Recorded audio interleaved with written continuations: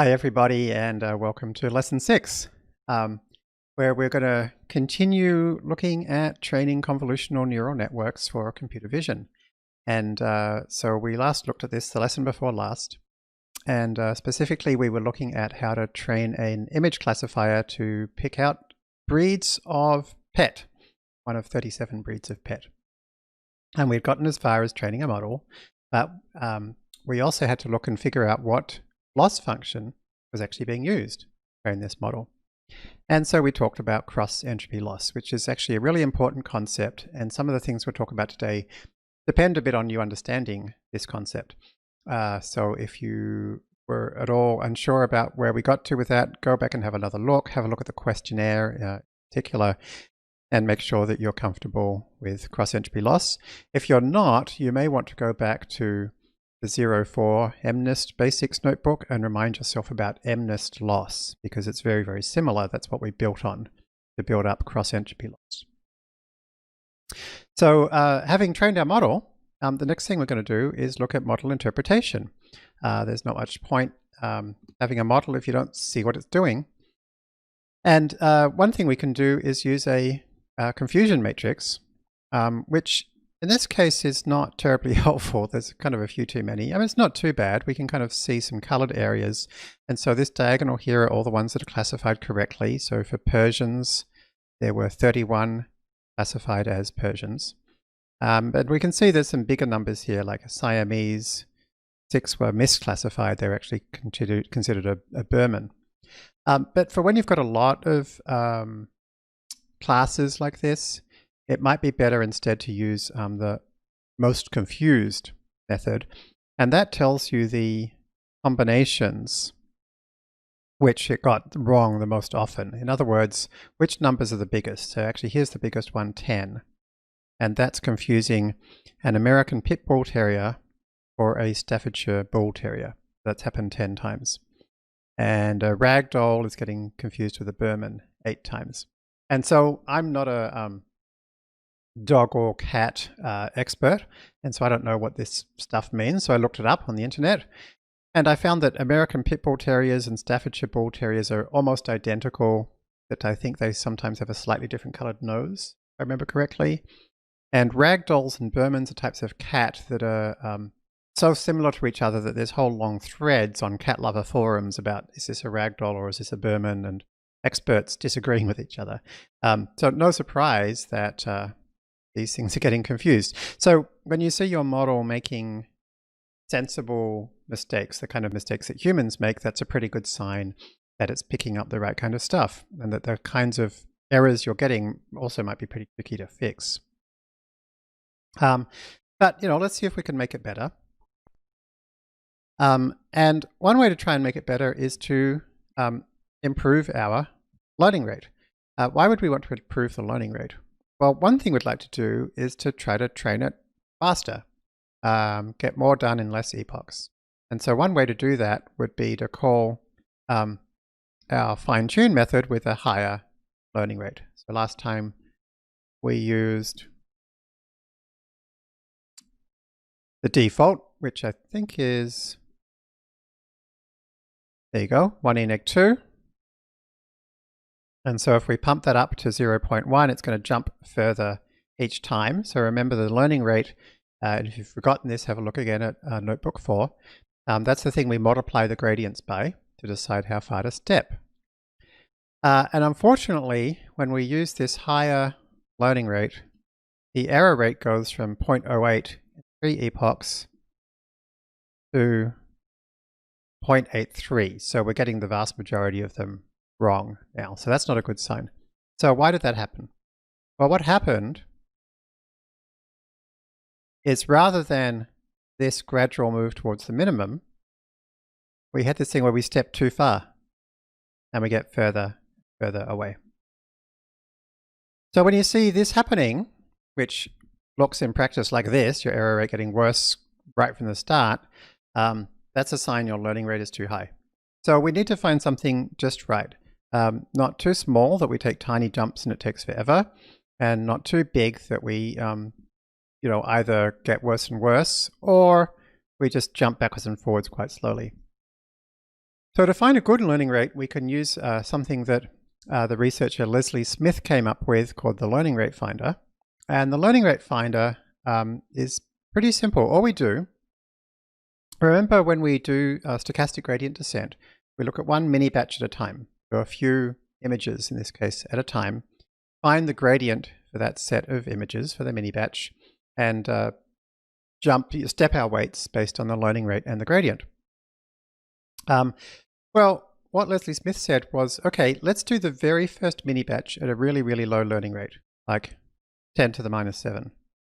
And then let's increase by a little bit, so like maybe 25% higher, and do another step, and then 25% higher and do another step.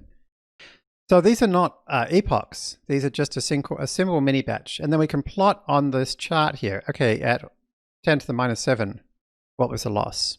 And at 25% higher than that, what was the loss? And at 25% higher than that, what was the loss? And so not surprisingly, if you do that at the low learning rates, the loss doesn't really come down because the learning rate is so small that these steps are tiny, tiny, tiny. And then gradually, we get to the point where they're big enough to make a difference and the loss starts coming down because we've plotted here the learning rate against the loss, right? So here the loss is coming down as we continue to increase the learning rate. The loss comes down until we get to a point where our learning rate's too high. And so it flattens out and then, oh, it's getting worse again. So here's the point above like 0.1 where we're in this territory.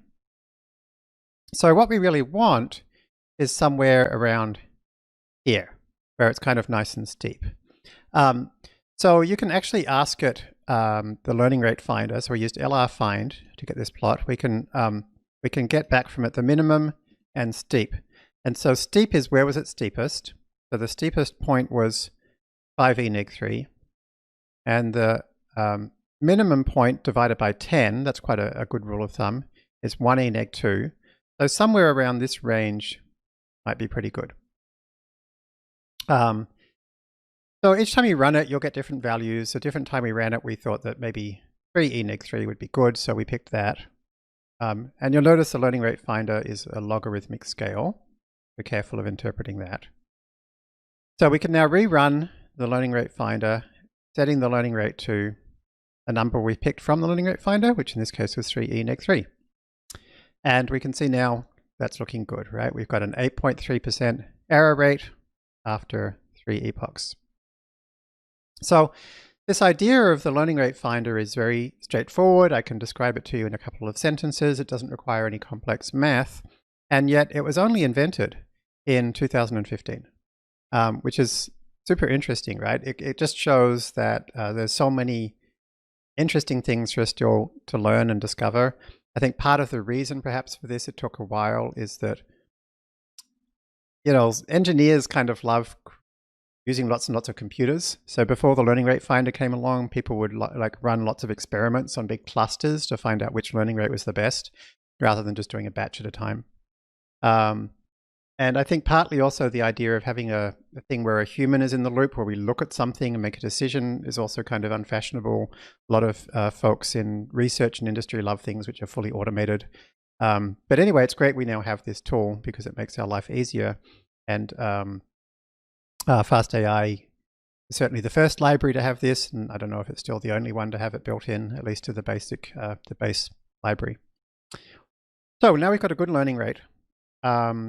How do we fine-tune the weights? So far we've just been running this fine-tune method without thinking much about what it's actually doing. But we did mention in chapter 1, lesson 1, briefly, basically what's happening with fine-tune. What is transfer learning doing? And before we look at that, let's take a question. Is the learning rate plot in LR_find plotted against one single mini batch?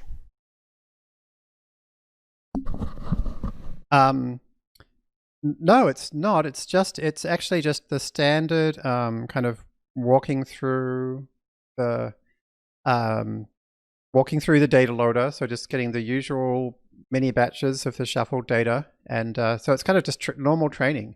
And the only thing that's being different is that we're increasing the learning rate a little bit after each mini batch and keeping track of it. Along with that, is the network reset to the initial status after each trial? No, certainly not. We actually want to see how it learns. We want to see it improving.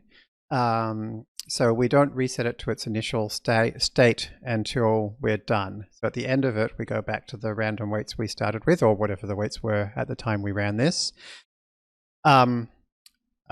So what we're seeing here is something that's actually the actual learning that's happening as we at the same time increase the learning rate. Why would an ideal learning rate found with a single mini batch at the start of training keep being a good learning rate even after several epochs and further loss reductions? Great question. It absolutely wouldn't. So let's look at that too, shall we? Yeah, go on. Can I ask one more? Of course. No, this is an important point, so ask as many as you have. This is very important. For the learning rate finder, why use the steepest and not the minimum? We certainly don't want the minimum, because the minimum is the point at which it's not learning anymore, right? So this flat section at the bottom here means in this mini batch it didn't get better. So we want the steepest because that's the mini batch where it got the most improved. And that's what we want. We want the weights to be moving as fast as possible. As a rule of thumb, though, we do find that the minimum divided by 10 works pretty well. That's Sylvain's favorite approach, and he's generally pretty spot on with that. So that's why we actually print out those two things. LR min is actually the minimum divided by 10, and steepest point suggests the steepest point.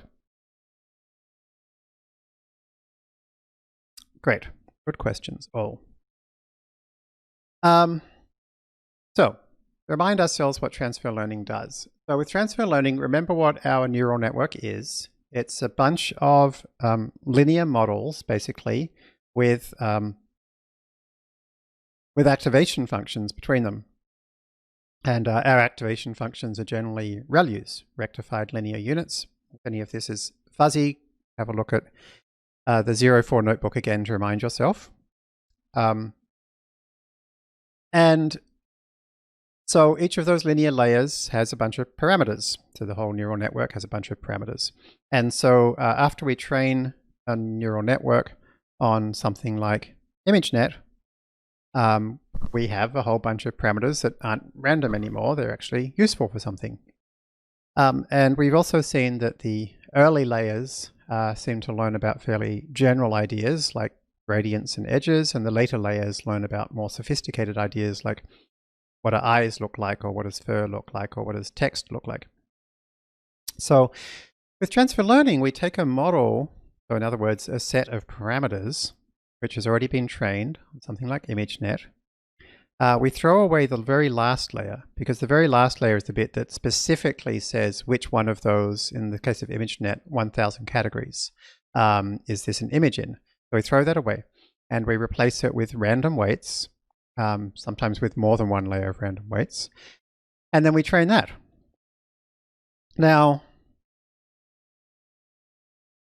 yes?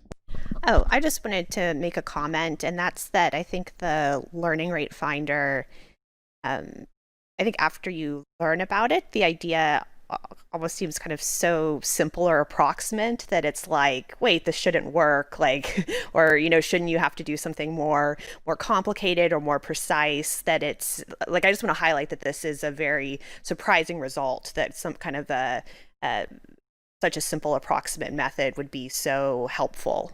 Yeah, I would particularly say it's surprising to people who are not practitioners or who have not been practitioners for long.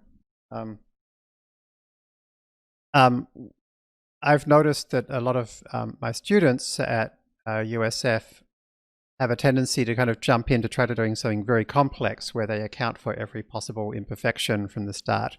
And it's very rare that that's necessary. So one of the cool things about this is it's a good example of trying the easiest thing first and seeing how well it works. And this was a very big innovation when it came out, that I think it's kind of easy to take for granted now, but this was super, super helpful when it was kind of a new. It was super helpful, and it was also nearly entirely ignored.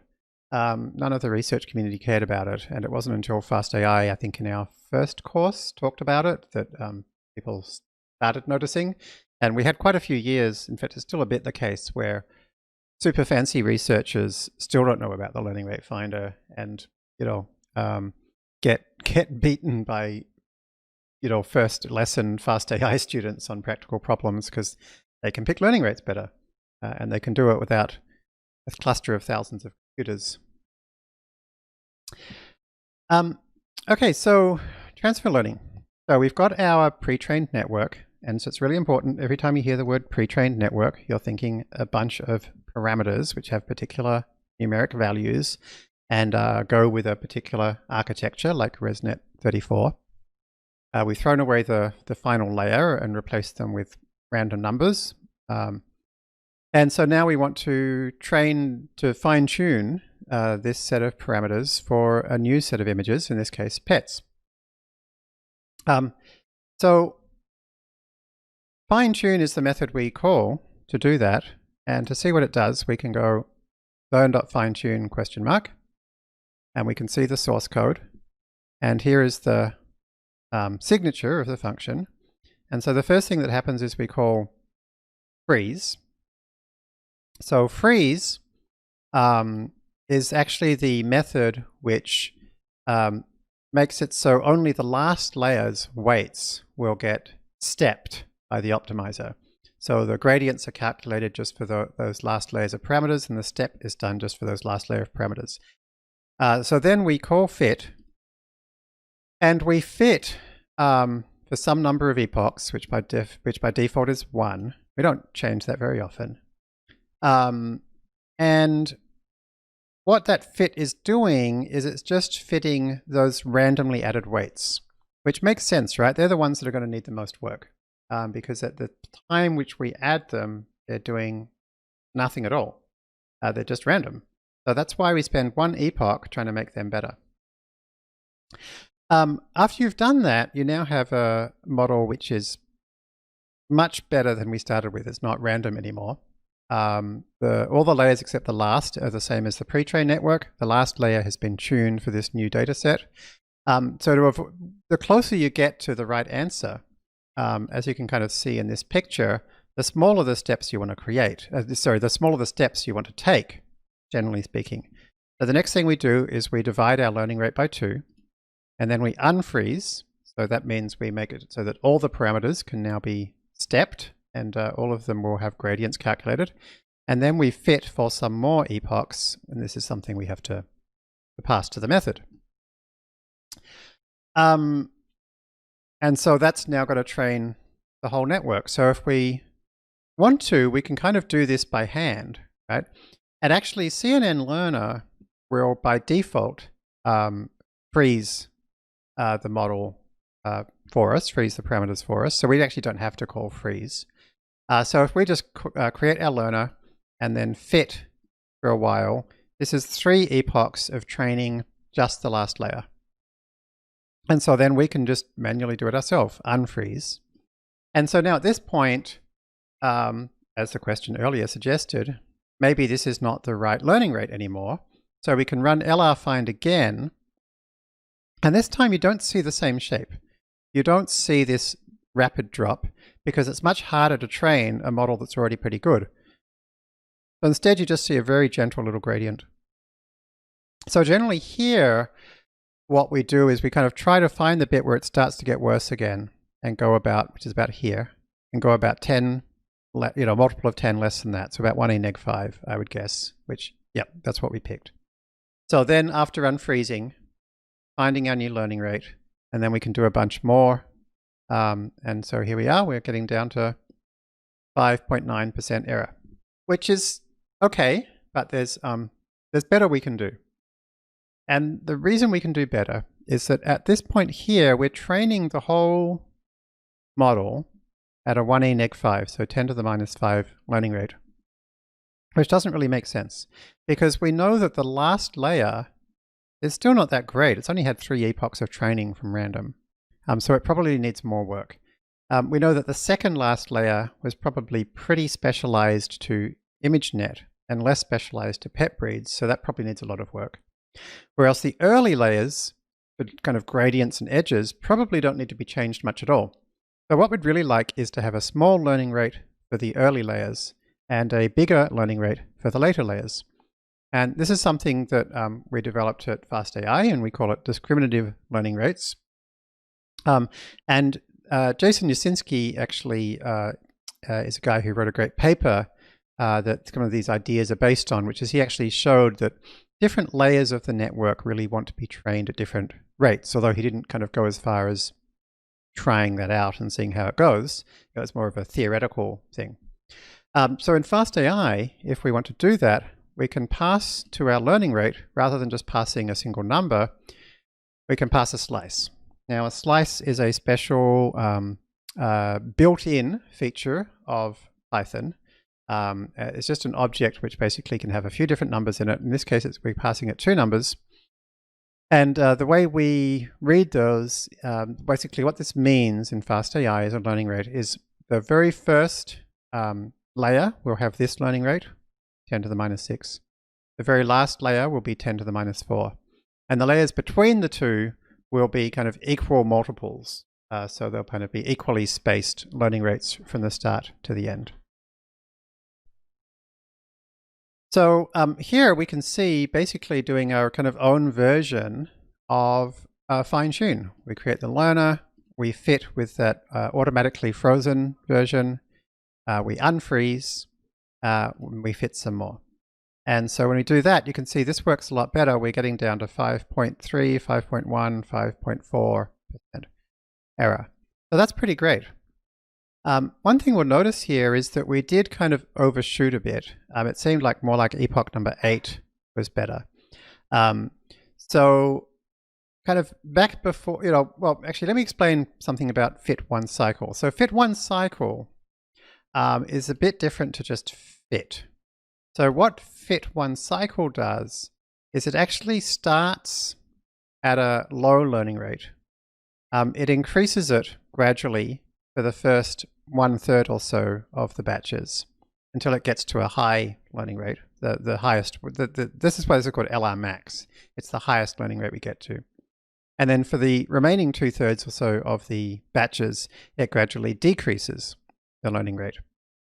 And the reason for that is just that, well, largely it's kind of like empirically, researchers have found that works the best. In fact, this was developed again by Leslie Smith, the same guy that did the learning rate finder.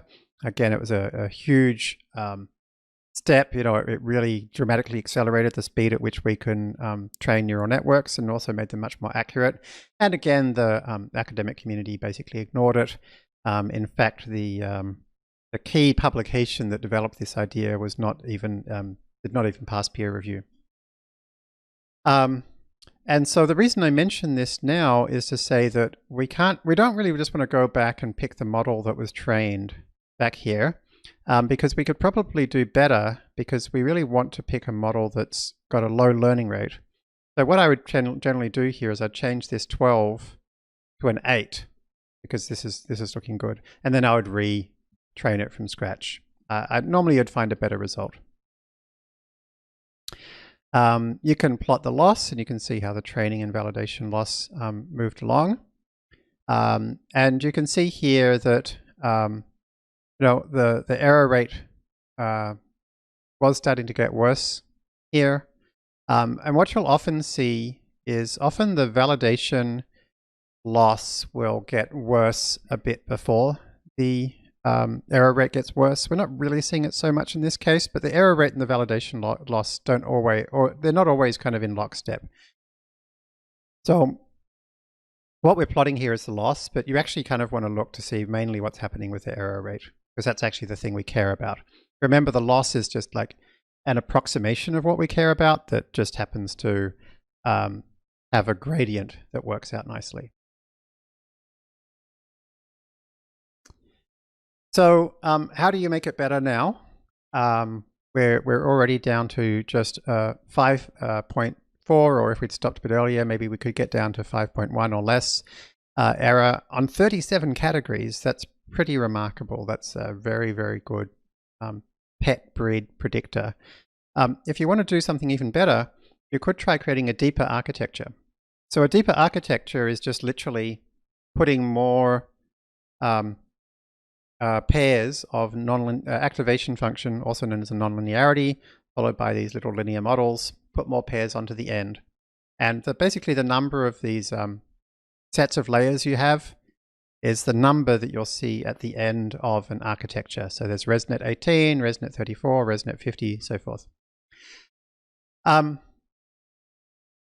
said that, you can't really pick ResNet 19 or ResNet 38. I mean, you can make one, but nobody's created a pre-trained version of that for you. So you won't be able to do any fine-tuning. So like you can theoretically create any number of layers you like, but in practice, most of the time, you'll want to pick a model that has a pre-trained version. So you kind of have to select from the sizes people have pre-trained. And there's nothing special about these sizes. They're just ones that people happen to have picked out. For the bigger models, there's more parameters and more gradients that are going to be stored on your GPU. And you will get used to the idea of seeing this, this error, unfortunately, out of memory. So that's not out of memory in your RAM, that's out of memory in your GPU. CUDA is referring to the language the system used for your GPU. So if that happens, unfortunately, you actually have to restart your notebook. So that's kernel, restart, and try again. And that's a really annoying thing, but such is life. One thing you can do if you get an out of memory error is after you'll see an nlearner call, add this magic incantation to FP16. What that does is it uses for most of the operations numbers that use half as many bits as usual, so they're less accurate. It's half precision floating point, or FP16. That will use less memory. And on pretty much any NVIDIA card created in 2020 or later, and some more expensive cards even created in 2019, that's often going to result in a 2 to 3 times speed up in terms of how long it takes as well. So here, if I add in to FP16, then I will be seeing often much faster training. And in this case, what I actually did is I switched to a ResNet 50, which would normally take about twice as long. And my per epoch time has gone from 25 seconds to 26 seconds. So the fact that we used a much bigger network and it was no slower is thanks to 2FP16. But you'll see our error rate hasn't improved. It's pretty similar to what it was. And so it's important to realize that just because we increase the number of layers, it doesn't always get better. So it tends to require a bit of experimentation to find what's going to work for you. And of course, don't forget, the trick is use small models for as long as possible to do all of your cleaning up and testing and so forth, and wait until you're all done to try some bigger models because they're going to take a lot longer. A question, okay, Jeremy? Questions? How do you know or suspect when you can, quote, do better? You have to always assume you can do better because you never know. So you just have to, I mean, part of it though is, do you need to do better? So do you already have a good enough result to handle the actual task you're trying to do? Often people do spend too much time fiddling around with their models rather than actually trying to see whether it's already going to be super helpful. So as soon as you can actually try to use your model to do something practical, the better. But yeah, how much can you improve it? Who knows? I go through the techniques that we're teaching in this course and try them and see which ones help. And unless it's a problem that somebody has already tried before and written down their results in a paper or a Kaggle competition or something, there's no way to know how good can. So don't forget, after you do the questionnaire, to check out the further research section. And one of the things we've asked you to do here is to read a paper. So find the Learning Rate Finder paper and read it and see if you can kind of connect what you read up to the things that we've learned in this lesson, and see if you can maybe even implement your own learning rate finder, you know, as manually as you need to. See if you can get something that, you know, based on reading the paper, you get to work yourself. You can even look at the source code of FastAI's learning rate finder, of course. And then, can you make this classifier better? And so this is further research, right? So maybe you can start doing some reading to see what else could you do. Have a look on the forum, see what people are trying. Have a look on the book website or the course website to see what other people have achieved and what they did, and play around. So we've got some tools in our toolbox now for you to experiment with. So that is pet breeds. That is a you know, a pretty tricky computer vision classification problem, and we kind of have seen most of the pieces of what goes into the training of it. We haven't seen how to build the actual architecture, but other than that, we've kind of worked our way up to understanding what's going on. So let's build from there into another kind of data set, one that involves multi-label classification. So what's multi-label classification? Well, maybe let's look at an example. Here is a multi-label data set where you can see that it's not just one label on each image, but sometimes there's 3: bicycle, car, person. I don't actually see the car here, I guess it's being cropped out. So a multi-label data set is one where you still got one image per row, but you can have 0, 1, 2 or more labels per row. So we're going to have a think about and look at how we handle that. But first of all, let's take another question. Does dropping floating point number precision, switching from FP32 to FP16, have an impact on final loss? Yes, it does. Often it makes it better, believe it or not. It seems like, you know, the kind of it's doing a little bit of rounding off is one way to think of it.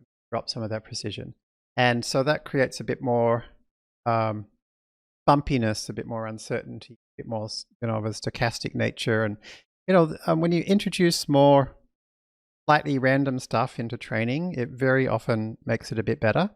And so, yeah, FP16 training often gives us a slightly better result, but I wouldn't say it's generally a big deal either way, and certainly it's not always better. Would you say this is a bit of a pattern in deep learning? Less exact and stochastic way? For sure, not just in deep learning, but machine learning more generally. You know, there's been some interesting research looking at like matrix factorization techniques, which if you want them to go super fast, you can use lots of machines, you can use randomization, and you often, when you then use the results, you often find you actually get better outcomes. Just a brief plug for the FastAI computational linear algebra course, which talks a little bit about random. Does it really? Well, that sounds like a fascinating course. And look at that, it's #1 hit here on Google, so easy to find. Well, by somebody called Rachel Thomas. Hey, that's the person's got the same name as you, Rachel Thomas. All right. So how are we going to do multi-label classification? So let's look at a data set called Pascal, which is a pretty famous data set. We'll look at the version that goes back to 2007, been around for a long time. And it comes with a CSV file, which we will read in. CSV is comma-separated values. And let's take a look. Each row has a file name, one or more labels, and something telling you whether it's in the validation set or not.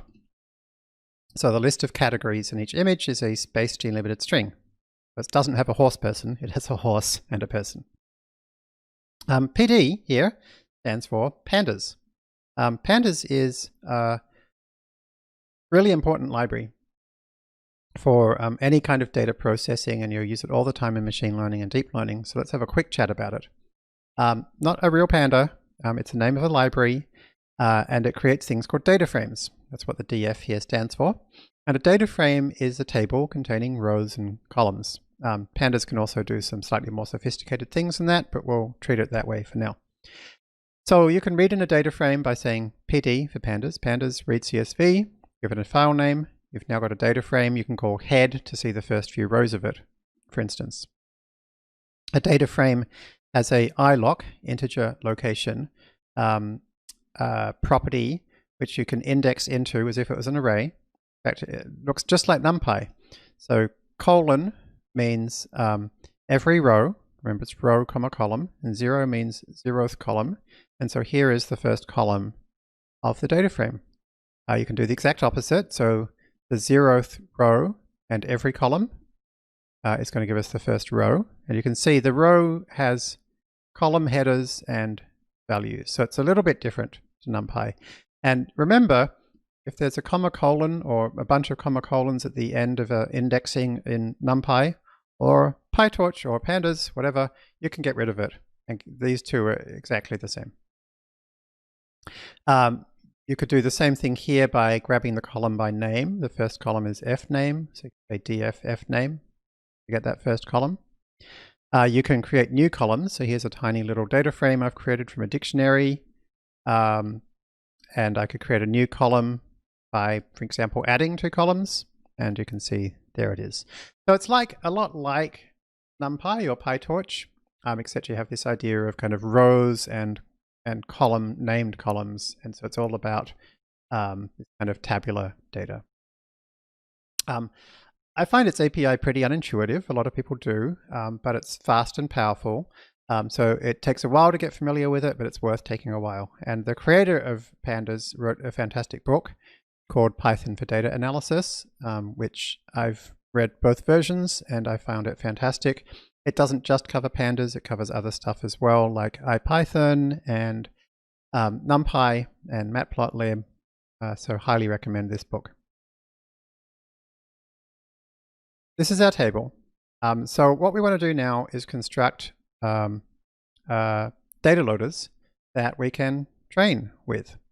And we've talked about the data block API as being a great way to create data loaders. So let's use this as an opportunity to create a data loaders for a so create a data block and then data loaders for this. And let's try to do it like right from square one. So let's see exactly what's going on with a data block. So first of all, let's remind ourselves about what a data set and a data loader is. A data set is an abstract idea of a class.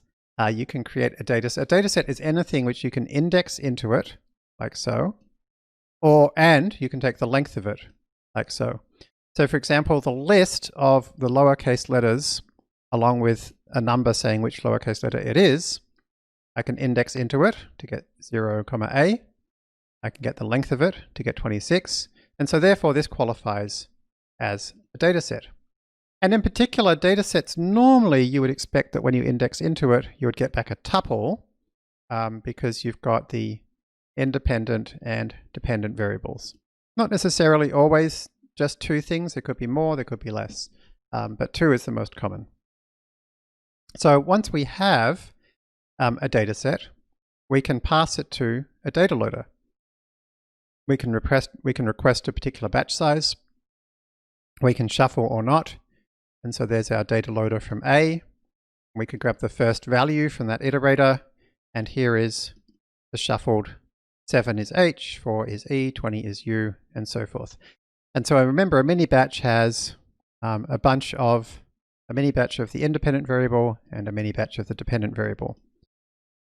If you want to see how the 2 correspond to each other, you can use zip. So if I zip passing in this list and then this list, so B0 and B1, you can see what zip does in Python is it grabs one element from each of those in turn and gives you back the tuples of the corresponding elements.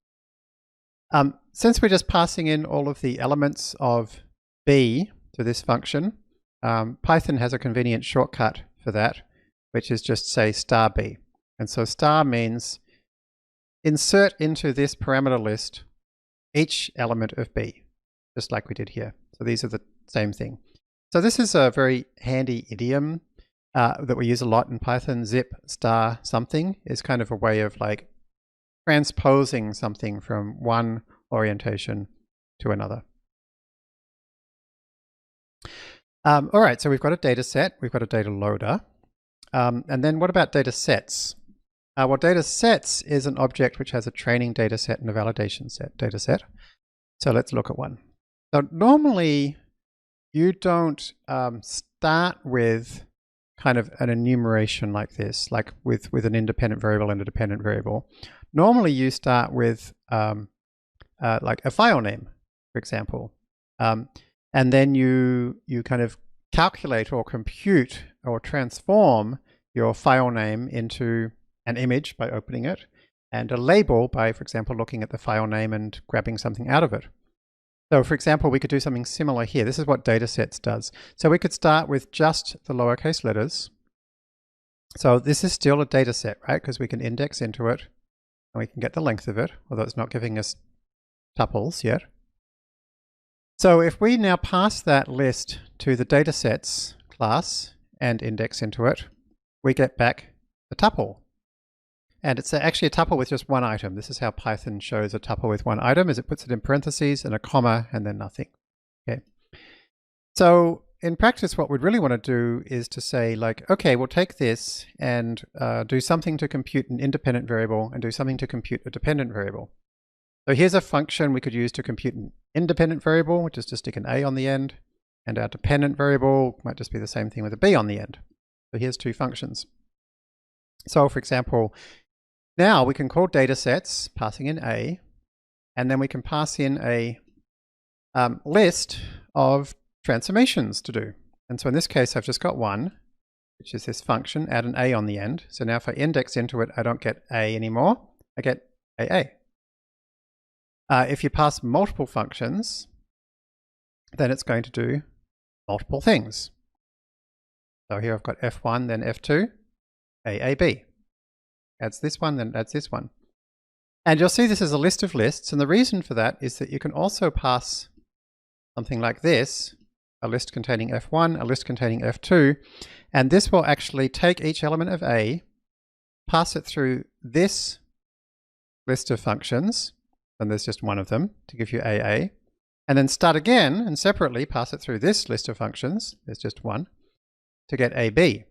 And so this is actually kind of the main way we build up independent variables and dependent variables in fastai, is we start with something like a file name and we pass it through two lists of functions. One of them will generally kind of open up the image, for example, and the other one will kind of parse the file name, for example, and give you a independent variable and a dependent variable. So you can then create a data loaders object from datasets by passing in the datasets and a batch size.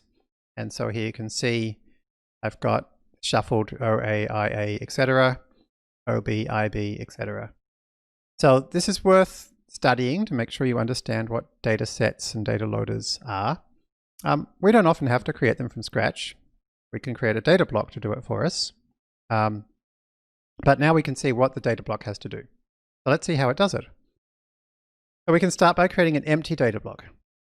So an empty data block is going to take our data frame. So we're going to go back to looking at our data frame, which remember was this guy. And so if we pass in our data frame, we'll now find that this data block has created data sets, a training and a validation data set for us. And if we look at the training set, it'll give us back an independent variable and a dependent variable, and we'll see that they are both the same thing. So this is the first row of the table what's actually shuffled. So it's a random row of the table repeated twice.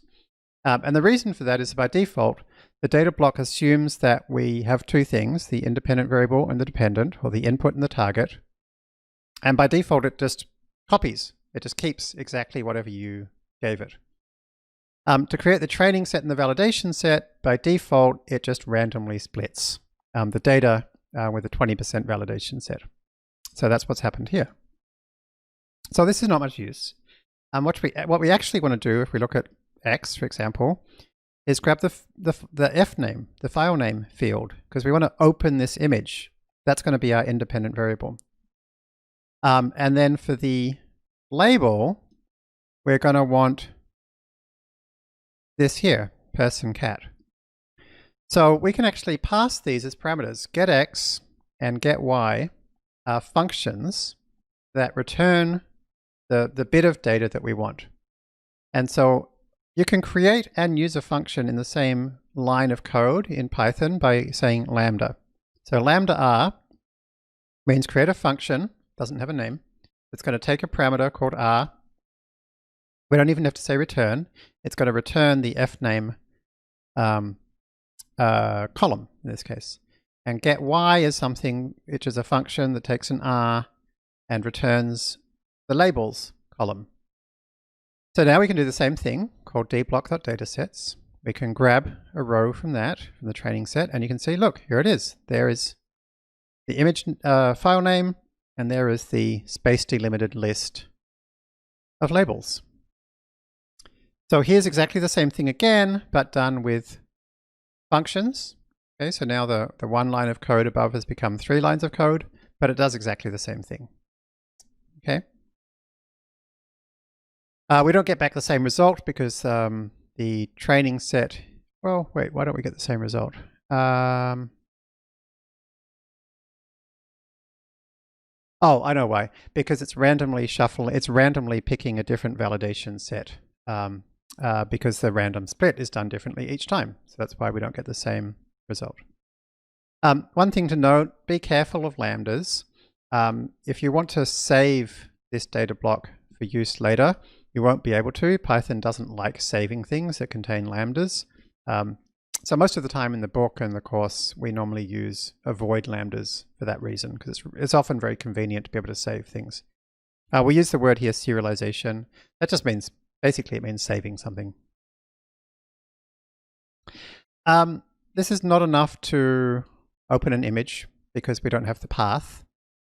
So to turn this into, so rather than just using this function to grab the fname column, we should actually use pathlib to go path/train and then column. And then for the y, again, the labels is not quite enough. We actually have to split on space. But this is Python. We can use any function we like. And so then we use the same 3 lines of code as here. And now we've got a path and a list of labels. So that's looking good.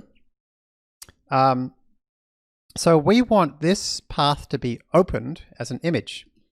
So the data block API lets you pass a blocks argument where you tell it for each of the things in your tuple, so there's 2 of them, what kind of block do you need?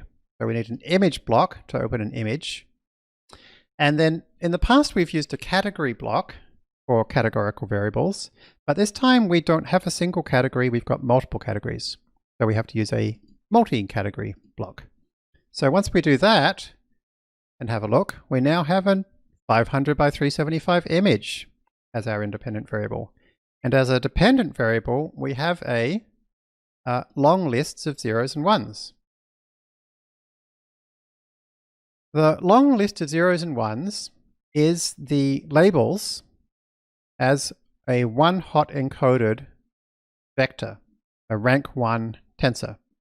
And specifically, there will be a 0 in every location where, in the vocab, where there is not that kind of object in this image, and a 1 in every location where there is. So for this one, there's just a person.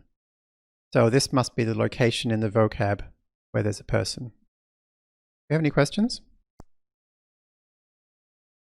So one-hot encoding is a very important concept, and we didn't have to use it before, right? We could just have a single integer saying which one thing is it.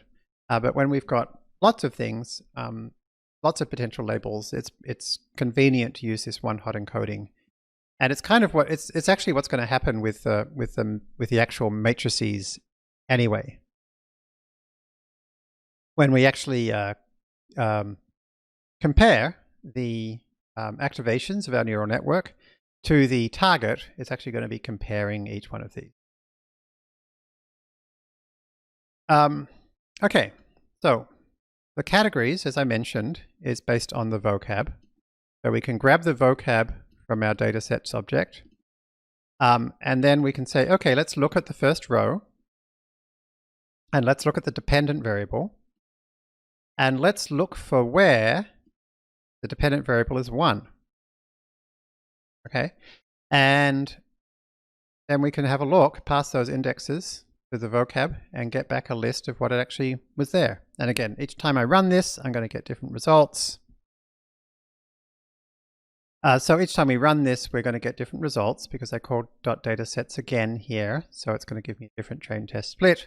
And so this time it turns out that this is actually a chair. And we have a question. Shouldn't the tensor be of integers? Why is it a tensor of floats? Yeah, conceptually this is a tensor of integers. They can only be 0 or 1. But we're going to be using a cross-entropy style loss function. So we're going to actually need to do floating point calculations on them. That's going to be faster to just store them as float in the first place rather than converting backwards and forwards. Even though they're conceptually an int, we're not going to be doing kind of int style calculations with them. Good question. I mentioned that by default, the data block uses a random split. You might have noticed in the data frame, though, it said here's a column saying what validation set to use. And if the data set you're given tells you what validation set to use, you should generally use it because that way you can compare your validation set results to somebody else's.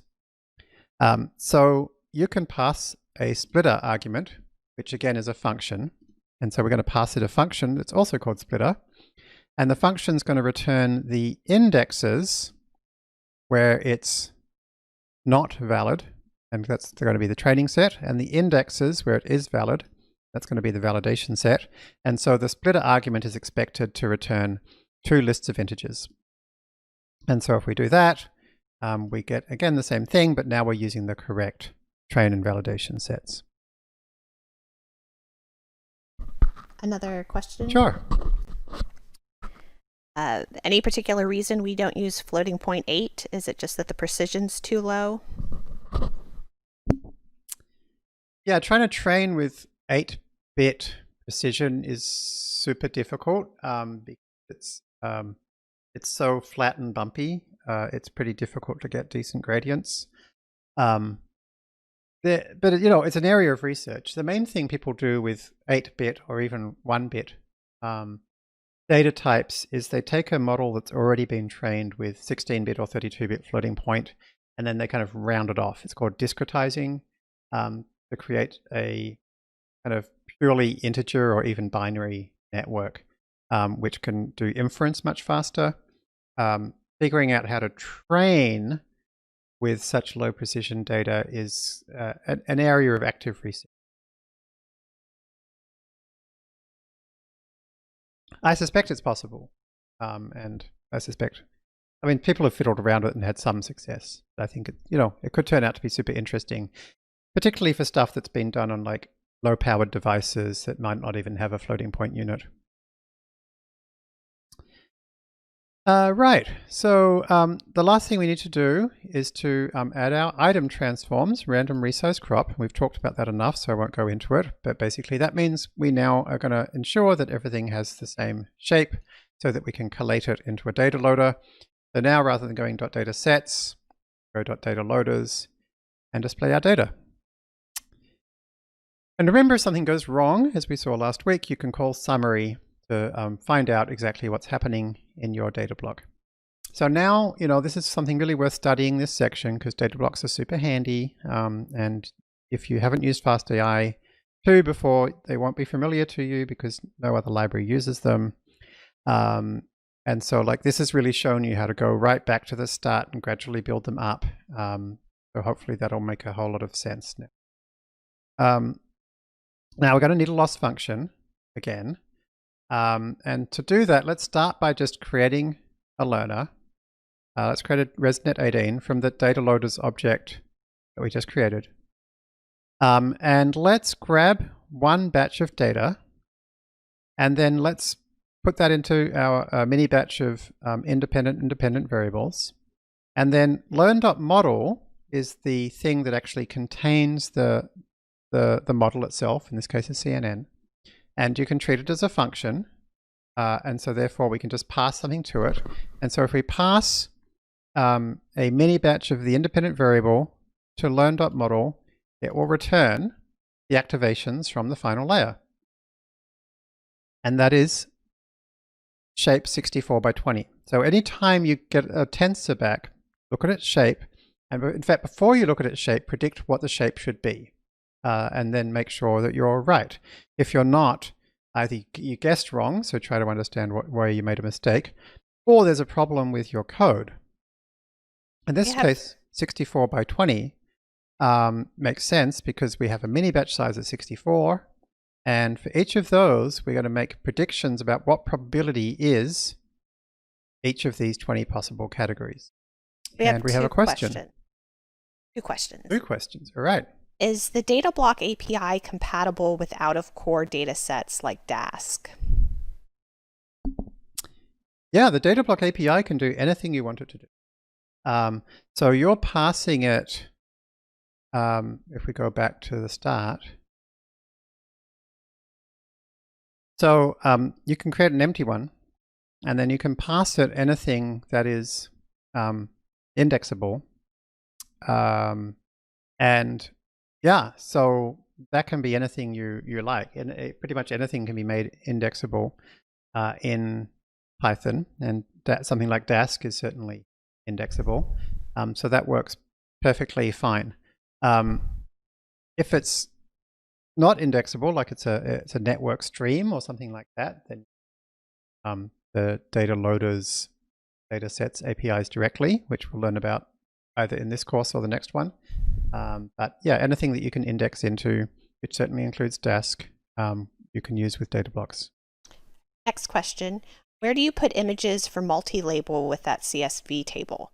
Should they be in the same directory? They can be anywhere you like. So in this case, we used a pathlib object like so. And in this case, by default, it's going to be using, let's think about this. So what's happening here is the path is, it's saying dot. Okay, the reason for that is that path.basePath is currently set to path, and so that displays things relative. So let's get rid of that. Okay, so the path we set is here, right? And so then when we said getX, it's saying path/chain/whatever, right? So this is an absolute path. And so here is the exact path. So you can put them anywhere you like, you just have to say what the path is. And then if you want to not get confused by having this big long prefix that we don't want to see all the time, just set base path to the path you want everything to be relative to, and then it'll just print things out in this more convenient manner. Right, so this is really important that you can do this, that you can create a learner, that you can grab a batch of data, that you can pass it to the model. This is just plain PyTorch, this line here, right? No fastai. You can see the shape, right? You can recognize why it has this shape. And so now if you have a look, here are the 20 activations. Now, this is not a trained model. It's a pre-trained model with a random set of final layer weights. So these specific numbers don't mean anything, right? But it's just worth remembering this is what activations look like. And most importantly, they're not between 0 and 1. And if you remember from the MNIST notebook, we know how to scale things between 0 and 1. We can pop them into the sigmoid function. So the sigmoid function is something that scales everything to be between 0 and 1. So let's use that. You'll also hopefully remember from the MNIST notebook that the Mse Loss, the Mse Loss function first did sigmoid, and then it did torch.where. And then it did .mean. So we're going to use exactly the same thing as the Mse Loss function, and we're just going to do one thing, which is going to add .log for the same reason that we talked about when we were looking at softmax. We talked about why log is a good idea as a transformation. We saw in the Mse notebook we didn't need it, but we're going to train faster and more accurately if we use it, because it's just more, it's going to be better behaved, as we've seen. So this particular function, which is identical to Mse Loss plus .log, has a specific name, and it's called binary cross entropy. And we used it for the 3s versus 7s problem to decide whether that column is it a 3 or not. But because we can use broadcasting in PyTorch and element-wise arithmetic, this function, when we pass it a whole matrix, is going to be applied to every column.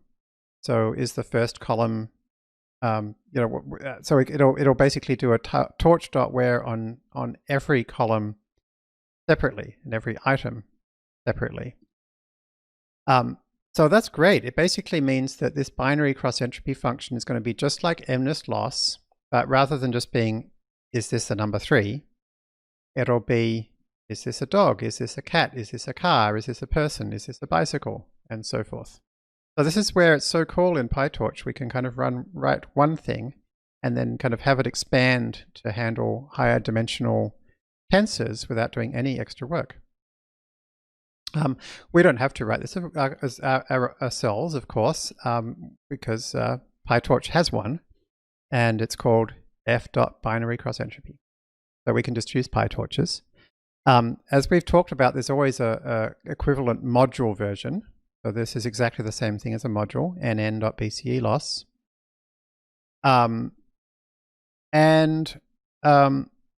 These ones don't include the initial sigmoid, actually. If you want to include this initial sigmoid, you need f.binary cross entropy with logits, or the equivalent nn.bce with logits loss. So BCE is binary cross entropy.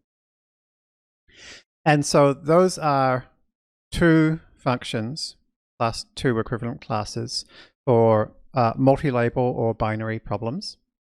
And then the equivalent for single label, like MNIST and PETS, is NLL loss and cross entropy. So that's the equivalent of binary cross entropy and binary cross entropy with logits. So these are pretty awful names. I think we can all agree. But it is what it is. So in our case, we have a one-hot encoded target, and we want the one with the sigmoid in. So the equivalent built in is called BCE with logits loss. So that we can make that our loss function. We can compare the activations to our targets, and we can get back a loss. And then that's what we can use to train. And then finally, before we take our break, we also need a metric. Now previously we've been using as a metric accuracy, or actually error rate. Error rate is 1 minus accuracy. Accuracy only works for single label data sets like MNIST and PETS.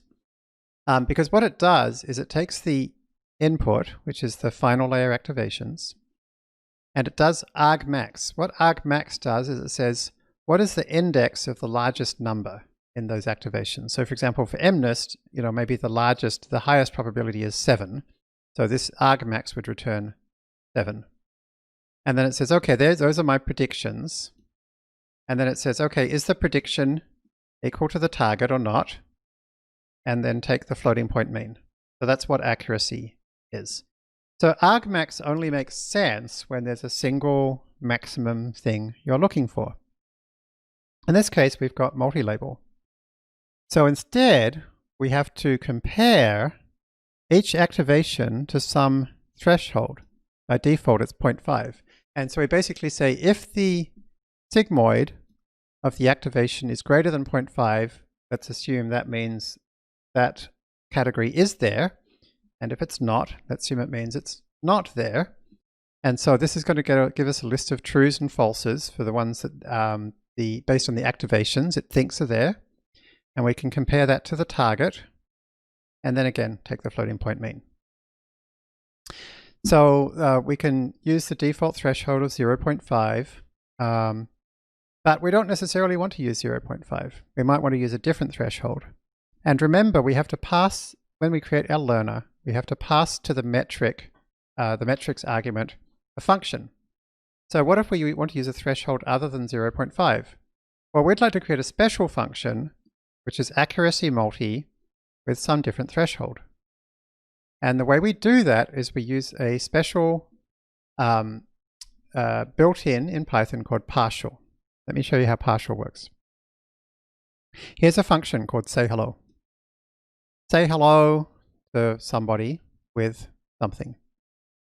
So say hello Jeremy, well the default is hello. So it says hello Jeremy. Say hello Jeremy, comma ahoy. It's going to be ahoy Jeremy.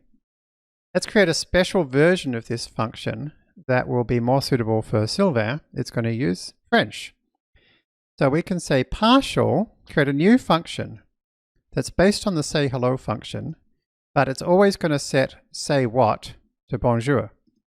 And we'll call that F. So now F Jeremy is bonjour Jeremy, and F Sylvain is bonjour Sylvain. So you see we've created a new function from an existing function by fixing one of its parameters. So we can do the same thing for accuracy multi. So let's use a threshold of 0.2, and we can pass that to metrics. And so let's create a CNN learner. And you'll notice here we don't actually pass a loss function, and that's because FastAI is smart enough to realize, hey, you're doing a classification model with a multi-label dependent variable, so I know what loss function you probably want. So it does it for us. So we can call fine tune, and here we have an accuracy of 94.5 after the first few, and eventually 95.1. That's pretty good. We've got an accuracy of over 95%. Was 0.2 a good threshold to pick? Who knows? Let's try 0.1. Oh, that's a worse accuracy. So I guess in this case we could try a higher threshold, 94. Also not good. So what's the best threshold? Well, what we could do is call getPreds to get all of the predictions and all of the targets, and then we could calculate the accuracy at some threshold, and then we could say, okay, let's grab lots of numbers between 0.05 and 0.95, and with a list comprehension, calculate the accuracy for all of those different thresholds and plot them. Looks like we want a threshold somewhere a bit above 0.5. So cool, we can just use that, and it's going to give us 96 and a bit, which is going to give us a better accuracy.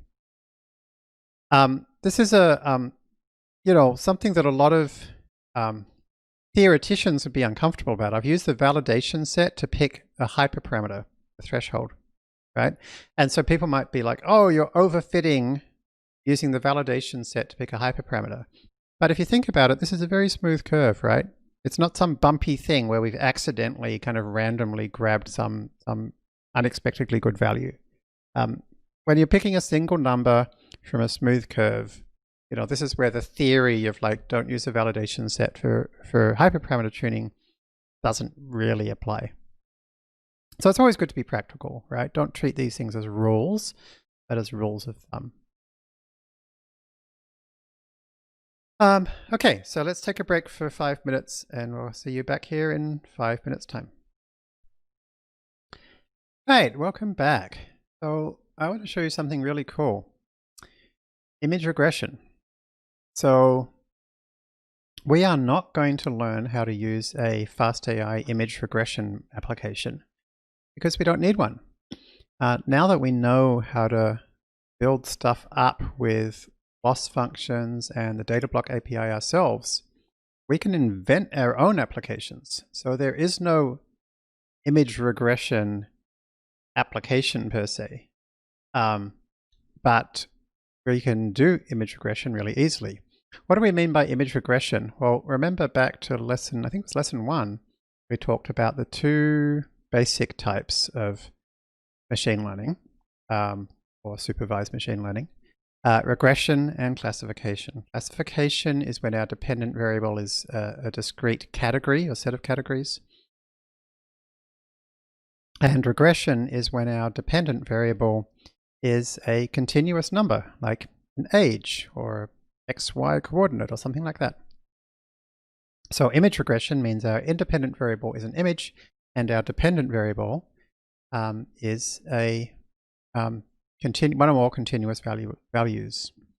And so here's what that can look like, which is the BWE head pose data set. It has a number of things in it, but one of the things we can do is find the midpoint of a person's face. See. So the BWE head pose data set. So the BWE head pose data set comes from this paper, Random Forest Real-Time 3D Face Analysis. So thank you to those authors. And we can grab it in the usual way, untar data, and we can have a look at what's in there. And we can see there's 24 directories numbered from 1 to 24. There's 1, 2, 3, and each one also has a .obj file. We're not going to be using the .obj file, just the directories. So let's look at one of the directories. And as you can see, there's 1,000 things in the first directory. So each one of these 24 directories is one different person that they photographed. And you can see for each person, there's frame 3 pose, frame 3 RGB, frame 4 pose, frame 4 RGB, and so forth. So in each case, we've got the image, which is the RGB, and we've got the pose, which is the pose.txt.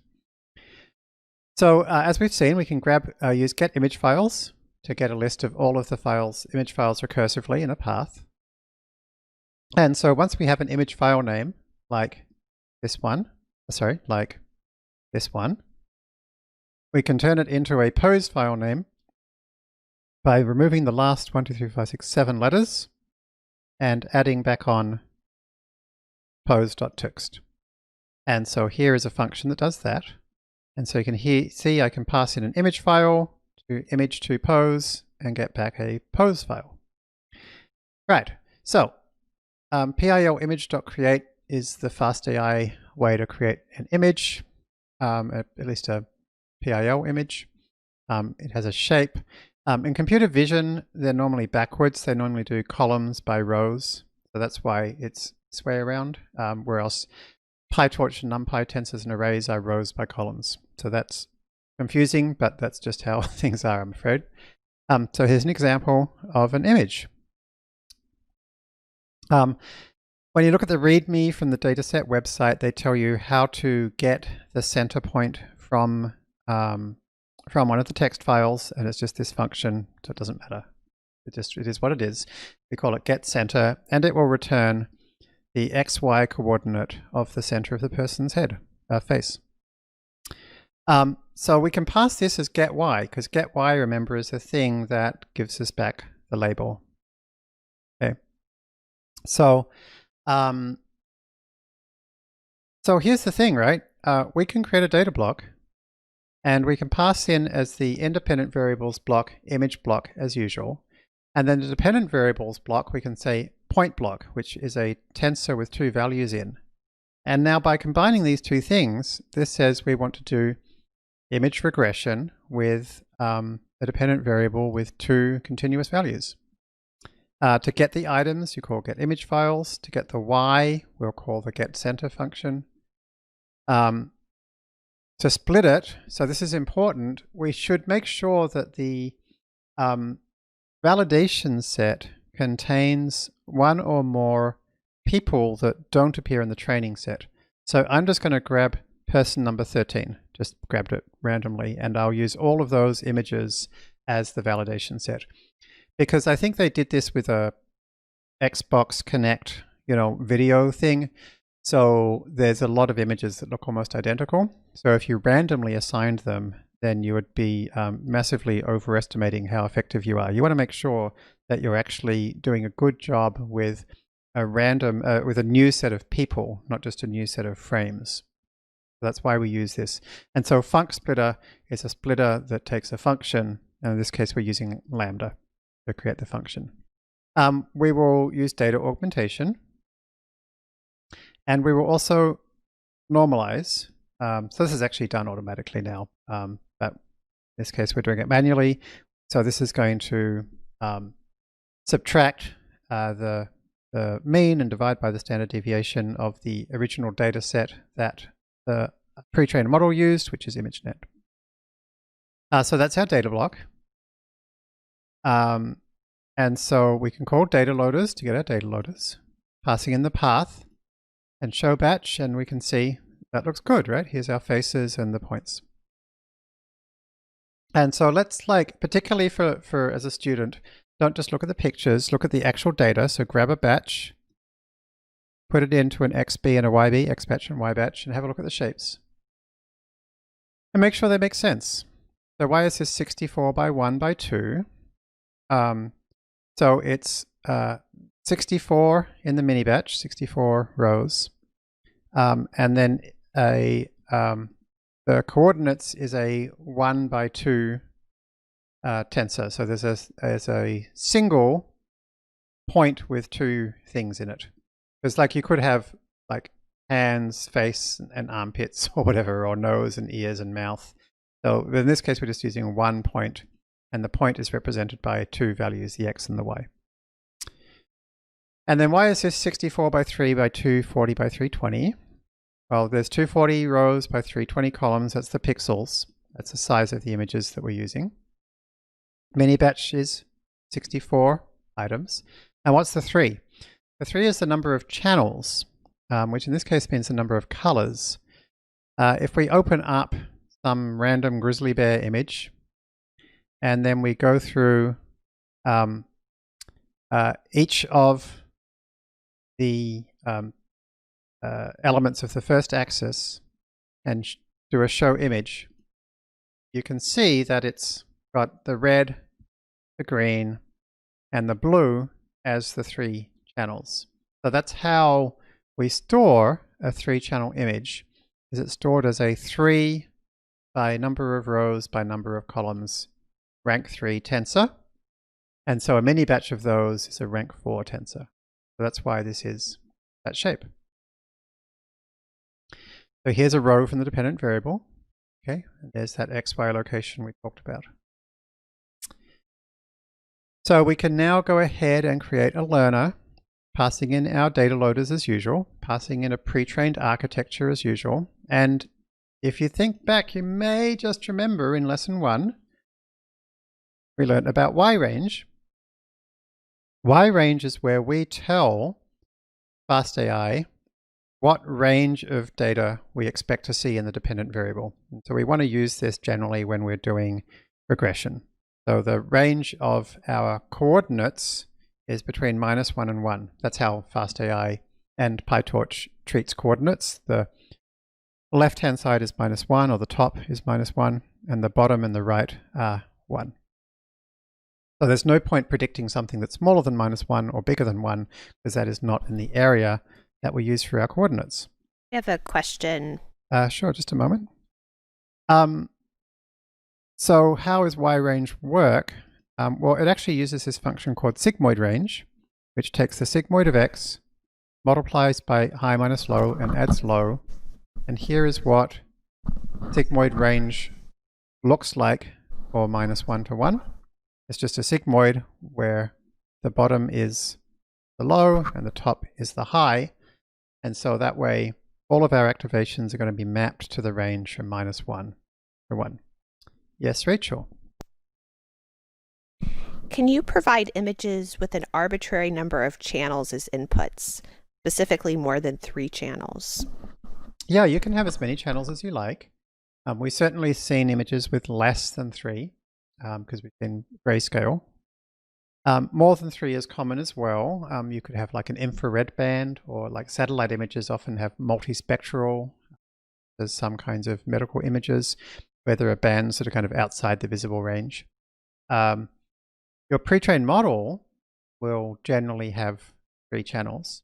So fastai does some tricks to use 3-channel pre-trained models for non-3-channel data. But that's the only tricky bit. Other than that, it's just it's just an axis that happens to have 4 things or 2 things or 1 thing instead of 3 things. There's nothing special about it.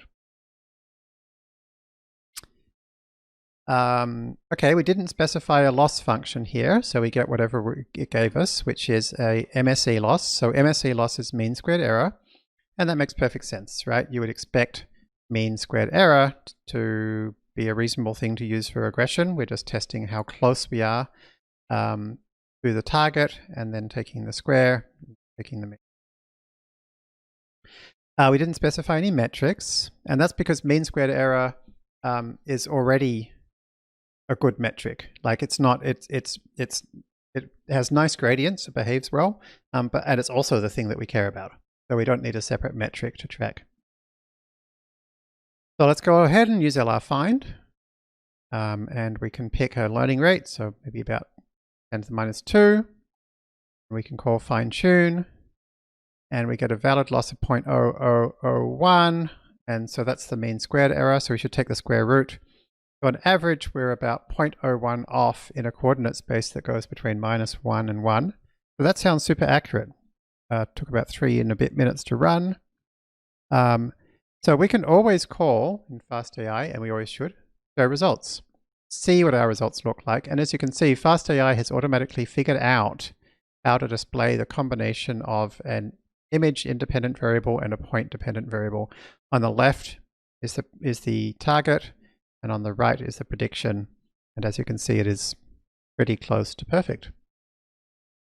One of the really interesting things here is we used fine-tune, even although, think about it, the thing we're fine-tuning, ImageNet, isn't even an image regression model. So we're actually fine-tuning an image classification model to become something totally different, an image regression model. Why does that work so well? Well, because an ImageNet classification model must have learnt a lot about kind of how images look, what things look like, and where the pieces of them are, to kind of know how to figure out what breed of animal something is, even if it's partly obscured by a bush, or it's in the shade, or it's turned in different angles. These pre-trained image models are incredibly powerful computers, computing algorithms. So built into every ImageNet pre-trained model is all this capability that it had to learn for itself. So asking it to use that capability to figure out where something is just actually not that hard for it. And so that's why we can actually fine-tune an ImageNet classification model to create something completely different, which is a point image regression model. So I find that incredibly cool, I gotta say. So again, look at the further research after you've done the questionnaire. And particularly if you haven't used data frames before, please play with them, because we're going to be using them more and more. Good question. I'll just do the last one. And also go back and look at the bear classifier from Notebook 2, or whatever, hopefully you created some other classifier for your own data. Because remember we talked about how it would be better if the bear classifier could also recognize that there's no bear at all. Or maybe there's both a grizzly bear and a black bear, or a grizzly bear and a teddy bear. So if you retrain it using multi-label classification, see what happens. See how well it works when there's no bears. And see whether it changes the accuracy of the single label model when you turn it into a multi-label problem. So have a fiddle around and tell us on the forum what you find. And we've got a question, Rachel. Is there a tutorial showing how to use pre-trained models on 4-channel images? Also, how can you add a channel to a normal image? What was the last bit? How do you add a channel to an image? I don't know what that means. I don't know. You can't, like an image is an image. You can't add a channel to an image, is what it is. I don't know if there's a tutorial, but we can certainly make sure somebody on the forum has shown how to do it. It's super straightforward. It should be pretty much automatic.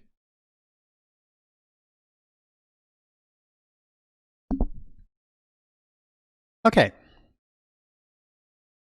We're going to talk about collaborative filtering. What is collaborative filtering? Well, think about on Netflix or whatever.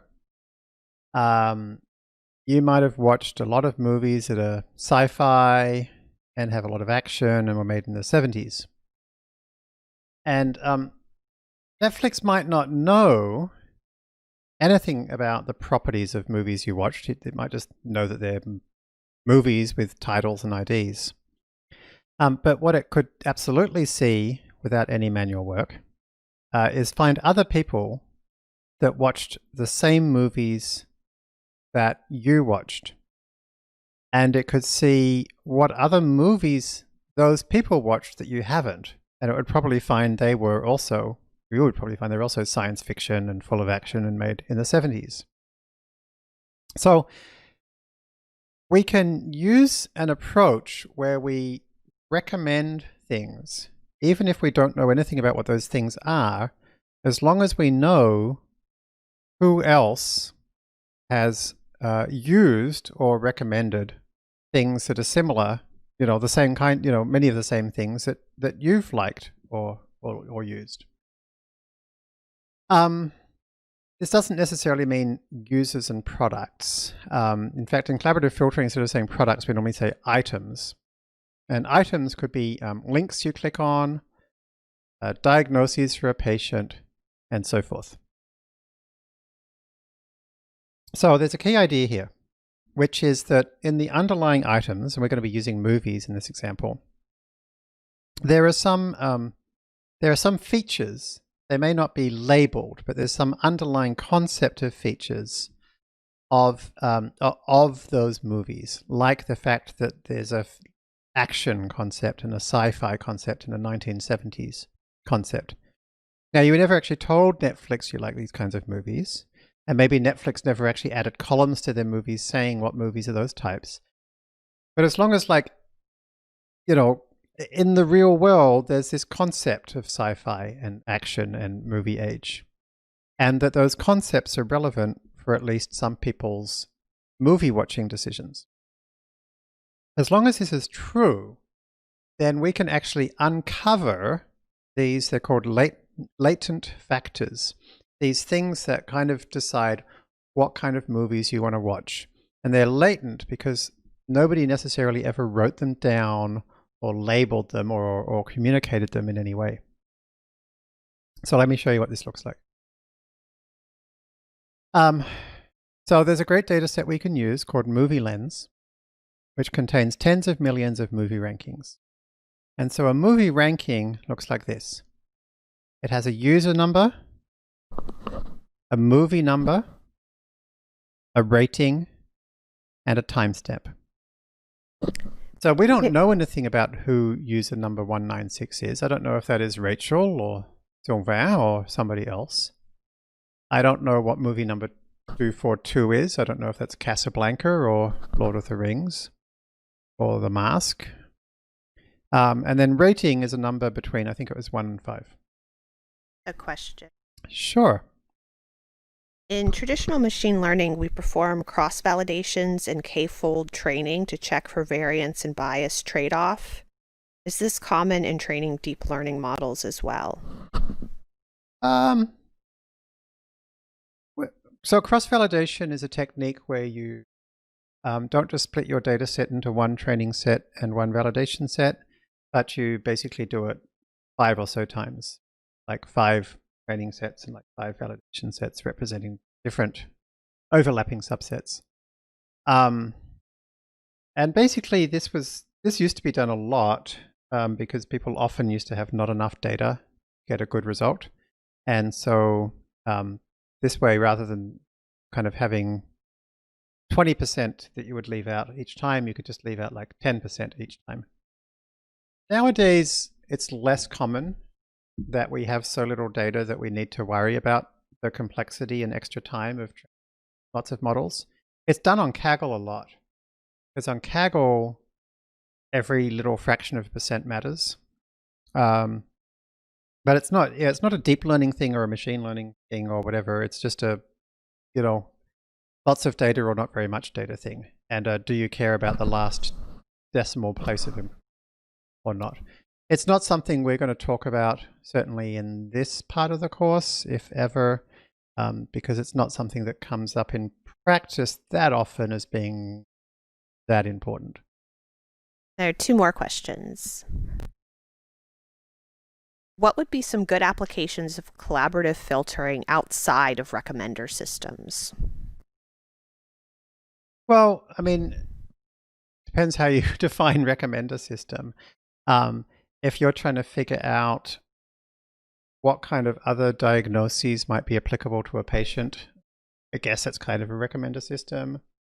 Or you're trying to figure out where somebody is going to click next or whatever, it's kind of a recommender system. But, really conceptually, it's anything where you're trying to learn from past behavior, where that behavior is kind of like a thing happened to an entity. What is an approach to training using video streams, i.e. from drone footage instead of images? Would you need to break up the footage into image frames? In practice, quite often you would, because images just tend to be pretty big. Sorry, videos tend to be pretty big. There's a lot of things. So, I mean, theoretically, the time could be the fourth channel. Yeah, or a fifth channel. So, Fifth channel. I mean, if it's a full color movie, you can absolutely have, well, I guess fourth, because you can have, it would be a rank 5 tensor being batch by time, by color, by row, by column. But often that's too computationally and too memory intensive. So sometimes people just look at one frame at a time. Sometimes people use a few frames around kind of the key frame, like 3 or 5 frames at a time. And sometimes people use something called a recurrent neural network, which we'll be seeing in the next week or two. It's treated as a sequence data. Yeah, there's all kinds of tricks you can do to try and work with that. Conceptually, though, there's no reason you can't just add an additional axis to your tensors and everything just work. It's just a practical issue around time and memory. And someone else noted that it's pretty fitting that you mentioned the movie The Mask. Yes, it was not an accident, because I've got masks on the brain. I'm not sure if we're allowed to like that movie anymore, though. I kind of liked it when it came out. I don't know what I think nowadays. It's a while. Okay, so let's take a look. So we can untar data ML100K. So ML100K is a small subset of the full set. There's another one that we can grab, which has got the whole lot, 25 million. But 100K is good enough for messing around. So if you look at the README, you'll find the main table. The main table is in a file called u.data. So let's open it up with read.csv again. This one is actually not comma separated values, it's tab separated. Rather confusingly, we still use CSV and just say delimiter is a tab, \t is tab. There's no row at the top saying what the columns are called. So we say header is none and then pass in a list of what the columns are called. .head will give us the first 5 rows, and we mentioned just before what it looks like. It's not a particularly friendly way to look at it. So what I'm going to do is I'm going to cross tab it. And so what I've done here is I've grabbed the top, I can't remember how many it was. Well, okay, 1, 2, 3, 4, 15 or 20 movies based on the most popular movies and the top bunch of users who watch the most movies. And so I've basically kind of reoriented this So for each user, I have all the movies they've watched and the rating they gave them. So empty spots represent users that have not seen that movie. So this is just another way of looking at this same data.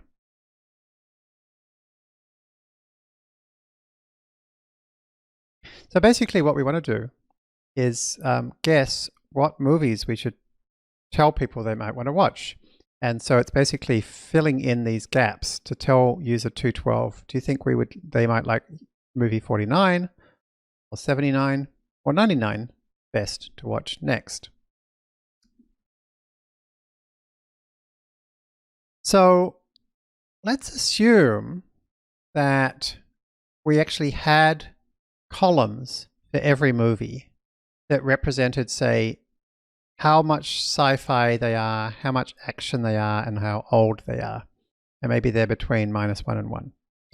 And so like the Last Skywalker is very sci-fi, fairly action, and definitely not old. And then we could do the same thing for users. So we could say user 1 really likes sci-fi, quite likes action, and really doesn't like old. And so now if you multiply those together, and remember in PyTorch and NumPy, you have element-wise calculations. So this is going to multiply each corresponding item. It's not matrix multiplication. If you're a mathematician, don't go there. This is element-wise multiplication. If we want matrix multiplication, it would be an @ sign.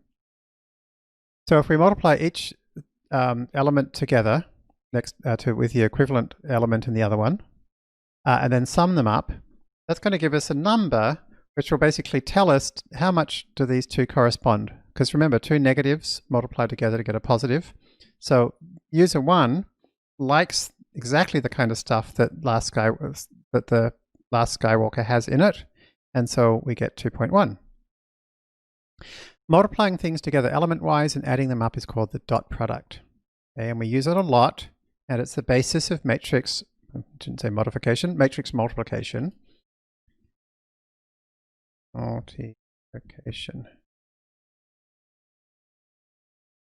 So make sure you know what a dot product is. It's this. So Casablanca is not at all sci-fi, not much action, and is certainly old. So if we do user 1 times Casablanca, we get a negative number. So we might think, okay, user 1 won't like this movie. Problem is, we don't know what the latent factors are. And even if we did, we don't know how to label a particular user or a particular movie with them. So we have to learn them. How do we learn them? Well, we can actually look at a spreadsheet. So I've got a spreadsheet version. So we have a spreadsheet version, which is basically what I did was I popped this table into Excel, and then I randomly created a, let's count this now, 1, 2, 3, 4, 5, 6, 7, 8, 9, 10, 11, 12, 13, 14. I randomly created a 15 by 5 table here, so these are just random numbers. And I randomly created a 5 by 15 table here. And I basically said, okay, well, let's just pretend, let's just assume that every movie and every user has 5 latent factors. I don't know what they are. And let's then do a matrix multiply of this set of factors by this set of factors. And a matrix multiply of a row by a column is identical to a dot product of 2 vectors. So that's why I can just use matrix multiply. So this is just what this first cell contains. So they then copied it to the whole thing. So all these numbers there are being calculated from the row latent factors dot product with, or matrix multiply with, the column latent factors. So in other words, I'm doing exactly this calculation, but I'm doing them with random numbers. And so that gives us a whole bunch of values, right? And then what I could do is I could calculate a loss by comparing every one of these numbers here to every one of these numbers here. And then I could do mean squared error. And then I could use stochastic gradient descent to find the best set of numbers in each of these two locations. And that is what collaborative filtering is. So that's actually all we need. So rather than doing it in Excel, I can show you the Excel version later if you're interested, because we can actually do this whole thing and it works in Excel. Let's jump and do it into PyTorch.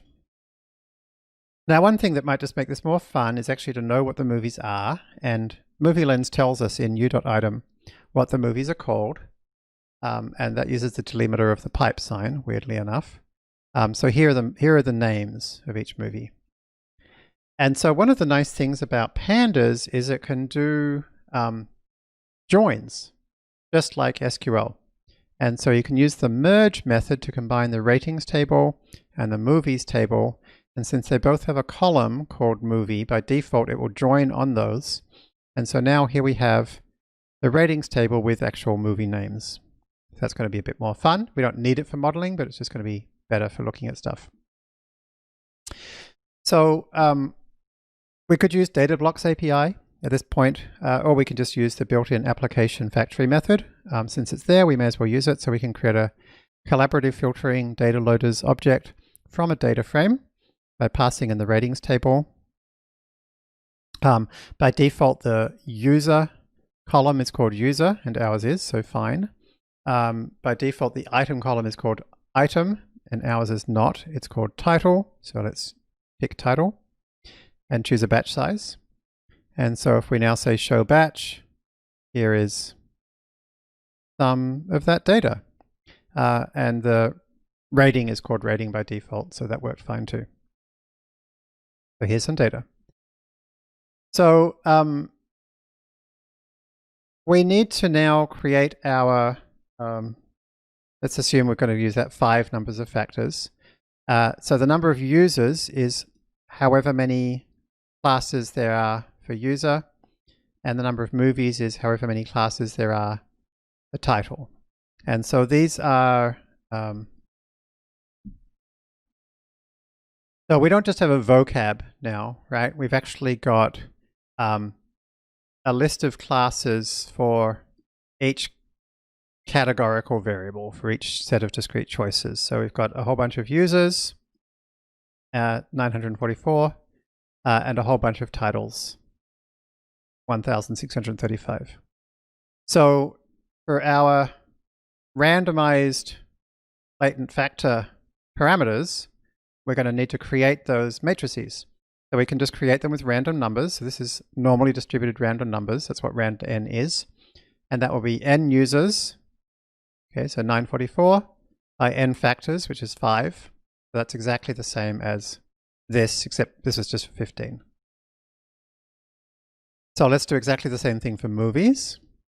Random numbers and movies by 5. Okay, and so to calculate the result for some movie and some user, we have to look up the index of the movie in our movie latent factors, the index of the user in our user latent factors, and then do a cross product. So in other words, we would say like, oh, okay, so for this particular combination, we would have to look up that numbered user over here and that numbered movie over here to get the two appropriate sets of latent factors. But this is a problem because lookup in an index is not a linear model. Like, remember, our deep learning models really only know how to just multiply matrices together and do simple element-wise nonlinearities like ReLU. There isn't a thing called lookup in an index. Okay, I'll just finish this bit. Here's a cool thing though. The lookup in an index is actually can be represented as a matrix product, believe it or not. So if you replace our indices with one hot encoded vectors, then a one hot encoded vector times something is identical to looking up in an index. Let me show you. So if we grab so if we call the one-hot function, that creates a, as it says here, one-hot encoding. And we're going to one-hot encode the value 3 with n users classes. And so n users, as we've discussed, is 944. Right? Then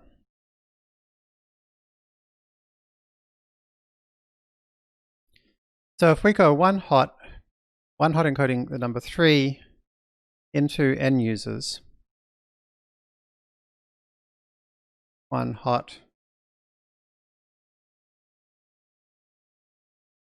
3, we get this big array, big tensor. And as you can see, in index 3, 0, 1, 2, 3, we have a 1.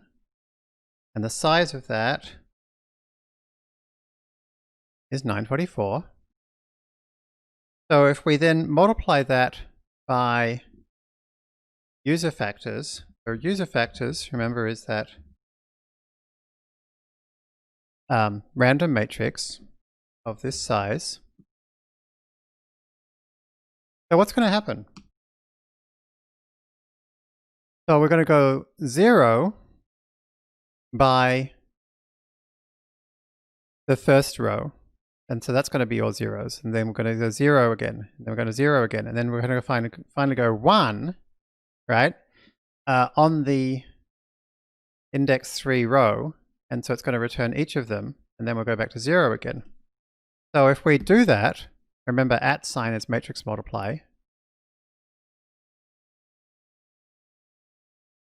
And compare that to user factors 3. Same thing. Isn't that crazy? So it's a kind of weird, inefficient way to do it, right? But matrix multiplication is a way to index into an array. And this is the thing that we know how to do SGD with, and we know how to build models with. So it turns out that anything that we can do with indexing to array, we now have a way to optimize. And we have a question. There are 2 questions. One, how different in practice is collaborative filtering with sparse data compared to dense data? We are not doing sparse data in this course, but there's an excellent course I hear called Computational Linear Algebra for Coders. It has a lot of information about sparse. The fastai course.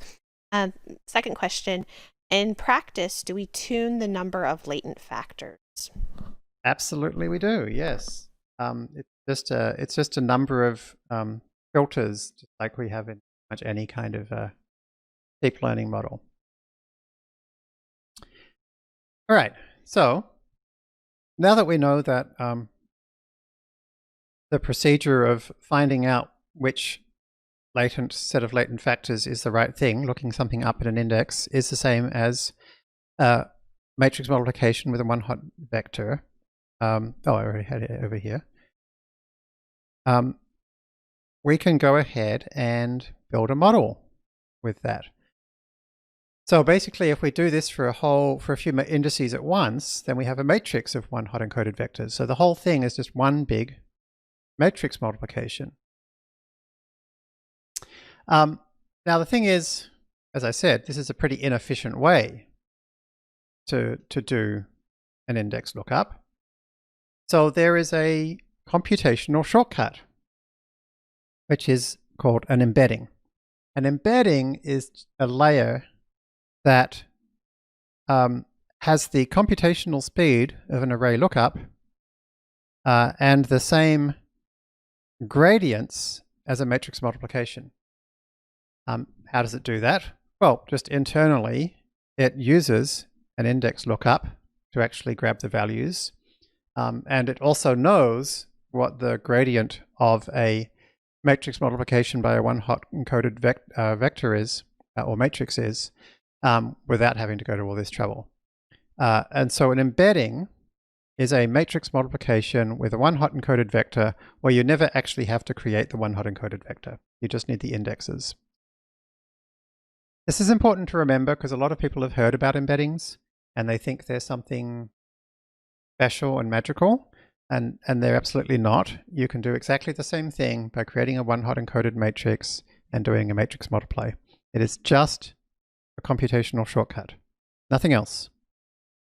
I often find when I talk to people about this in person, I have to tell them this 6 or 7 times before they believe me, because they think embeddings are something more clever, and they're not. They're just a computational shortcut to do a matrix multiplication more quickly with a one-hot encoded matrix by instead doing an array lookup. Okay, so let's try and create a collaborative filtering model.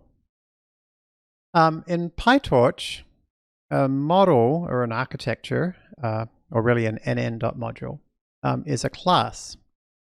So to use PyTorch to its fullest, you need to understand object-oriented programming because we have to create classes. There's a lot of tutorials about this, so I won't go into detail about it, but I'll give you a quick overview. A class could be something like dog or ResNet or circle, and it's something that has some data attached to it and it has some functionality attached to it. Here's a class called example. The data it has attached to it is A, and the functionality attached to it is say. And so we can, for example, create an instance of this class, an object of this type example. We pass in Sylvain. So Sylvain will now be in ex.a. And we can then say ex.say, and it will call say, and it will say, passing in nice to meet you, so that will be x. And so it'll say hello self.a, so that's Sylvain, nice to meet you. Here it is. Okay. So in Python, the way you create a class is to say class and its name, then to say what is passed to it when you create that object. It's a special method called dunderInit. As we've briefly mentioned before, in Python, there are all kinds of special method names that have special behavior. They start with 2 underscores, they end with 2 underscores, and we pronounce that dunder. So dunderInit. All methods in, all regular methods, instance methods in Python always get passed the actual object itself first. So we normally call that self, and then optionally anything else. And so you can then change the contents of the current object by just setting self.whatever to whatever you like. So after this, self.a is now equal to Sylvain. So we call a method, same thing, gets passed self, optionally anything you pass to it, and then you can access the contents of self, which you stashed away back here when we initialized it. So that's basically how the basics of object-oriented programming works in Python. There's something else you can do when you create a new class, which is you can pop something in parentheses after its name, and that means we're going to use something called inheritance. And what inheritance means is I want to have all the functionality of this class, plus I want to add some additional functionality. So module is a PyTorch class, which FastAI has customized. So it's kind of a FastAI version of a PyTorch class. And probably in the next course, we'll see exactly how it works. But it looks a lot like it acts almost exactly like just a regular Python class. We have an init, and we can set attributes to whatever we like. And one of the things we can use is an embedding. And so an embedding is just this class that does what I just described. It's the same as a linear layer with a one-hot encoded matrix, but it does it with this computational shortcut. So you can say how many, in this case, users are there and how many factors will they have. Now, there is one very special thing about things that inherit from module, which is that when you call them, it will actually call a method called forward. So forward is a special PyTorch method name. It's the most important PyTorch method name. This is where you put the actual computation. So to grab the factors from an embedding, we just call it like a function, right? So this is going to get passed here the user IDs and the movie IDs as two columns. So let's grab the 0 index column and grab the embeddings by passing them to user factors. And then we'll do the same thing for the index 1 column. That's the movie IDs, pass them to the movie factors. And then here, there's our element-wise multiplication, and then sum. And now remember, we've got another dimension this time. The first axis is the mini batch dimension. So we want to sum over the other dimension, the index 1 dimension. So that's going to give us a dot product for each user. For each rating for each user movie combination. So this is the dot product class. So you can see if we look at one batch of our data, it's of shape 64 by 2 because there are 64 items in the mini batch, and each one has this is the independent variables. So it's got the user ID and the movie ID. And sure. Do deep neural network based models for collaborative filtering work better than more traditional approaches like SVD or other matrices? Let's wait until we get there. So here's X, right? So here is one user ID, movie ID combination. Okay? And then for each one of those 64, here are the ratings. So now we've created a dot product module from scratch, so we can instantiate it, passing in the number of users, the number of movies, and let's use 50 factors. And now we can create a learner.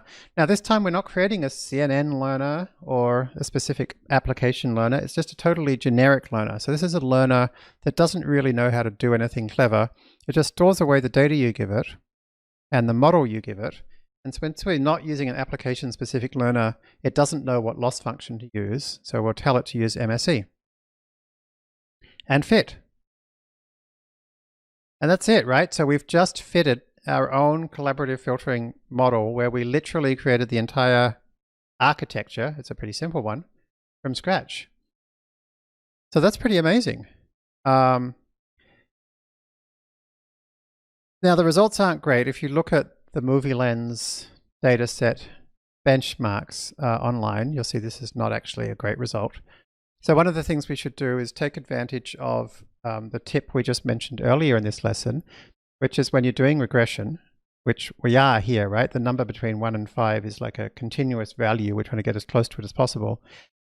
We should tell fastai what the range is. So we can use Y range as before. So here's exactly the same thing. We've got a Y range. We've stored it away. And then at the end, we use, as we discussed, sigmoid range, passing in, and look here, we pass in star self.y range. That's going to pass in by default 0, 5.5. And so we can see, not really any better. It's worth a try. Normally this is a little bit better, but it always depends on when you run it. I'll just run it a second time while we're looking. Now there is something else we can do though, which is that if we look back at our little Excel version, the thing is here, when we multiply, these latent factors by these latent factors and add them up, it's not really taking account of the fact that this user may just rate movies really badly in general, regardless of what kind of movie they are. And this movie might be just a great movie in general, just everybody likes it, regardless of what kind of stuff they like. And so it'd be nice to be able to represent this directly. And we can do that using something we've already learned about, which is bias.